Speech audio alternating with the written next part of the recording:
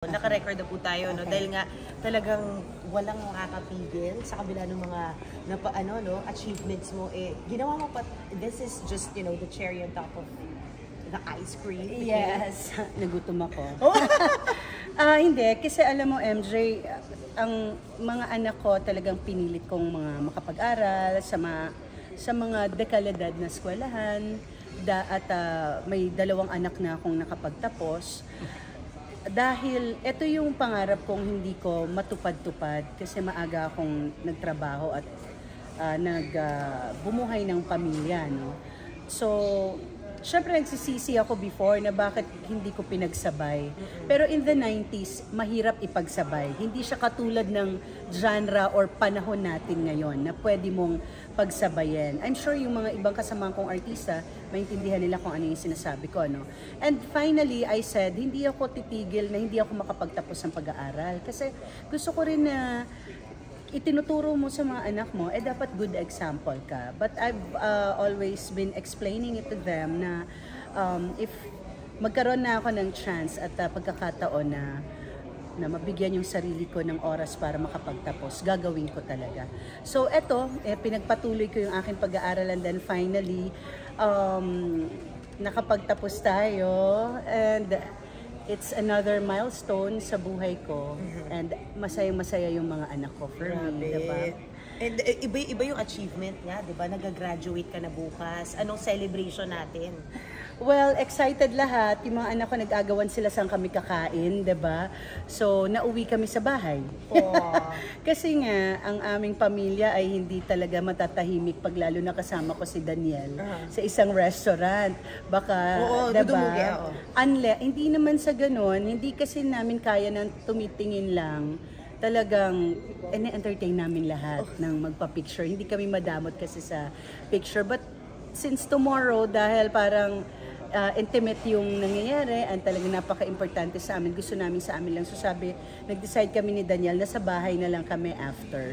And just simpleng to celebrate. Celebration. Yes. Wow. And ito din ang pinakamaganda kong gift sa nanay ko. It's her 79th birthday on August 29. So, surprise ito sa kanya. I'm going home to Tacloban on the 28th. And then there's a big party for her on the 29th. So, surprise sa kanya yung aking picture, graduation picture. Dahil syempre, pangarap naman lahat ng magulang, diba? And masayang-masaya ako dahil hindi naging huli ang lahat. Lagi kong sinasabi na ang pag-aaral ay kung pwedeng maghintay, makakapaghintay. Pero ano ba ang pwedeng gawin sa yung, ano ba pwedeng ibigay sa yung magandang buhay kung tapusin mo ng maaga? Mas maganda kung makapagtapos tayo ng maaga. Para, 'di ba? Meron kang etong pinasok ko is a program from yung ATIAP na sinasabi natin, ano. Ito yung accredited siya sa Philippine Christian University at iba pang mga universities. Isa siyang program para sa mga katulad kong matagal nang nagtatrabaho dito sa bansa natin at matagal ng mga taxpayers, no, na hindi kami makakuha ng mataas-taas na posisyon na gusto namin na kahit 20 years na kaming nanunungkulan because wala kaming degree. So, gumawa itong programa na to ang Expanded Tertiary Education Equivalency and Accreditation Program. Paki-check nyo na lang po ang ATIAP kasi maraming pangarap ang pwedeng tuparin ng ATIAP. May certain not just for government. Not just for government. Kung kahit saan ka nagtatrabahong matagal na dapat mabigyan ka na ng chance na umangat doon sa pwesto mo or kung ano man yung, diba, klaseng trabaho na ma-promote ka and everything. Kasi ang pinag-uusapan dito, yung performance mo at yung experience mo. Na mas magaling ka pa dun sa mga bagong graduate, diba? Pero mananatili ka dun sa upuan mo dahil wala kang Gaano po katagal tong ATIAP? Marami siyang programs, meron siyang 5, meron siyang 1 year. So ako naman nung ako ay inassess dahil din sa experience ko sa buhay, sa pagtatrabaho, mga naibigay na natin, lahat ng advocacies, naging madali sa akin. 1 year lang akong nag-aral at nakuha ko na yung degree. Wait lang, speaking of bigay ka ng bigay. Anong bibigay mo naman sa sarili mo? Di ba nag-graduate ka na? Kailangan may graduation gift. Oo. Siguro sasama ako because Danielle is going to shoot. Trabaho naman yung kanya sa Spain for a certain product. And kasama ko yung mga anak ko. So, siguro, first time kasi kaming lalabas ng bansa ng kami lang. Laging kasama kasi buong barangay. 5 kaibigan ni Danielle. Yes, oo. Diba? So, eto, since yung mga anak ko na Carmela's turning 18, iba na yung bonding na medyo may mga kanya-kanya na silang mga pag-iisip, diba? Iba na yung, na-amaze na lang ako, pinapanood ko na lang, ay, may bagong term, may bagong ganyan. So, yun yung gift ko sa sarili ko sa ngayong graduation is to bond with my children. Wow. Kailan po at ito? travel. Sometime in September. Wow! Well-deserved. And pag-usapan natin kasi nga, again, yung charitable works mo, sobrang dahil dyan, mas marami pang nagmahal sa face-to-face. Nakita nila behind the scenes kung anong ginagawa mo. Where did that come from? Naging production assessment ba yun? Or naging kusang loob mo, Mama Carla? Oo. Lahat to, since yung mga nakakakilala sa akin, simulang nag-umpisa ako bilang artista 30 years now, alam nila na talagang advocacy ko talaga yung tumulong. Siguro hindi naman ako kasi kay mama. So parang naging kaugalian ko. Or diba, lahat naman tayo kailangan natin purutin at buhayin or i-on yung button na yon sa buhay natin na meron tayo talagang matulungin na side ng pagiging katao, diba? So, hindi ho ako perfect, hindi ako madre. Nagagalit din ako araw-araw. Pero nang dahil sa sharing talaga yung aking number one na hindi ko ma-explain. Maiwasan na tumulong kasi lang din. ayoko magmukhang wow, ano naman. Pero ano yung parameters mo ano lang, para tumulong dun sa mga case study mo? Parang, ay, deserve niya. Oo, nararamdaman ko kasi yung mga nangangailangan talaga. Tapos, may certain feeling na yung compassion, yung naawa ako, tapos alam ko naman na deserve. Madalas ko naman mabigyan ng tulong yung mga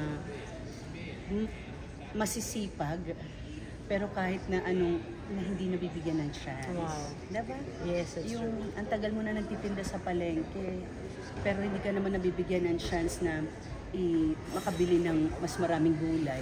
Hindi ka na bago sa tumutulong dahil 30 years nga, sobrang dami mong charitable acts na ginagawa. Pero nagulat ka pa ba doon sa mga hinarap sa yung mga problema sa face-to-face na may ganito pa pala? Oo, eto sobrang to sa akin.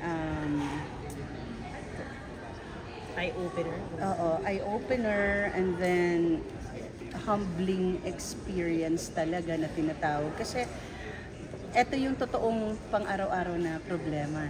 So, sabi ko nga sa mga anak ko, kung kumakain tayo sa restaurants, nakaka-4,000-5,000 tayo bawat labas natin.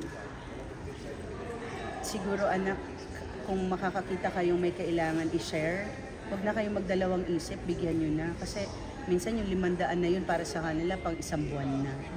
Diba? And galing din tayo sa, may mga kaibigan tayong nakakaangat-angat nung araw, pero iilan lang yung lilingon sa'yo na, of course, para may problema ka, eto yung mag-umpisa ka. So yun, because you're a compassionate person, hinahanap mo rin, so mali.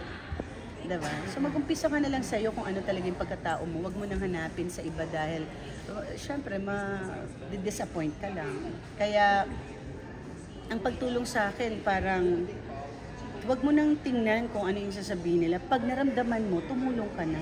That's nice. At so, pag sinabi nila, yun pa yung aasahan natin sa face-to-face. Oo, sa face-to-face medyo iniingatan na namin because ayoko naman magbukang gusto mo lang mag-face-to-face. Para tumulong. Baka sakaling matulungan ka ni Ma'am She Carls. Okay, don't get me wrong, na iintindihan natin at nalalaman natin sino talaga yung mga karapat-dapat na tulungan. Ito yung mga halos di ng mga makalakad o wala na talagang kapasidad na kumilos at kumita pa or more on inspirational din yung buhay nila. Sarap din kasing tumulong yung walang-wala na yung tao pero naririnig mo ang storya niya, tinutulungan pa niya yung iba, wala na siya. Yan yung mga masasarap tulungan. Nagbibigay lang naman tayo ng pag-asa. And ano man ang sabihin nila na bakit natin pinamamalita ang pagtulong, talagang yan ay ilalaban ko, dapat lang, para hindi mo tinitignan lagi yung mali ko. Kung ano yung magandang nakikita mo sa akin, gayahin mo na lang. Tumulong ka na rin lang. Hindi, wala namang ano yan, kung walang maliit o malaking halaga ang pagtulong. Basta pag naramdaman mo na gusto mong tumulong, that's very important. Kasi ibig sabihin, magiging pass-through ka ng blessings. Dahil ang gusto talaga ni Lord, yung mga generous, ayaw niya na madadama. Wait, isagwi ko lang pala, Mama Carla, hindi ko pa natanong. Sa Spain ba, kasama mo rin ang jowa mo?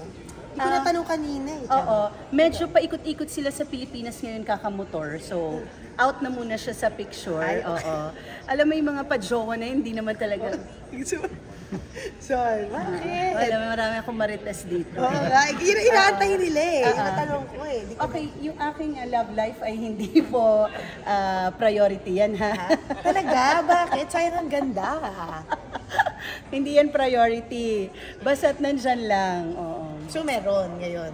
Oo, meron ngayon. Baka Non-showbiz? bukas wala. Bakit Oo, non-showbiz? hindi. Dating around lang. Non-showbiz. Paano siya pumasa sa'yo? Ayun pa rin. Yun pa rin. Ano naman yun? On-off. Mukha lang akong ganit. Pero ano, I'm very... patas lang akong tumingin din sa tao. So at least ngayon masaya. Nahihiya ako sa apat kong anak. So ngayon, at least, masaya ka. Masaya ako ngayon. Alright. Nahilo ko dun sa lechon. Kumain ba kayo? Oo, ang sarap. Nahilo Nakatikim ako, din sila. oo. Thank you so much. Oo. Thank you so much, Siyempre, hindi Andre. na ako,